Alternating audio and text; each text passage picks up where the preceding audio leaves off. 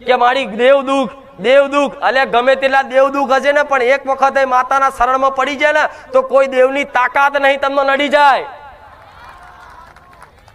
કોઈ ગ્રહો એવા નહીં તમને નડી જાય, કોઈ પાપ કર્મો એવા નહીં તમને નડી જાય. જે કદાચ માતાના શરણમાં કદાચ પડી ગયો હોય અને માતાના શરણ જેને ઝાલ લીધા હોય એને કોઈ દેવ ભૂત ચુડેલ કશું નડે નહીં ગોડા, કોઈ વિદ્યા નડે નહીં, કોઈ ગ્રહો નડે નહીં. એક વખત મારા ખોરામ જે દીકરો આવી ગયો ને એને તો કદાચ એની હાથર તો કદાચ ભગવાન જોડે લડવાનું થાય તો હું લડી લઉં, એ માતા છું. પણ આવો વિશ્વાસ રાખી, ભલે તમને તમારી માં દેખાતી નહીં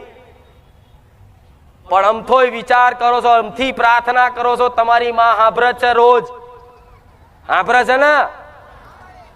હા તો એવો વિશ્વાસ રાખજો અને આજથી સંકલ્પ તમારા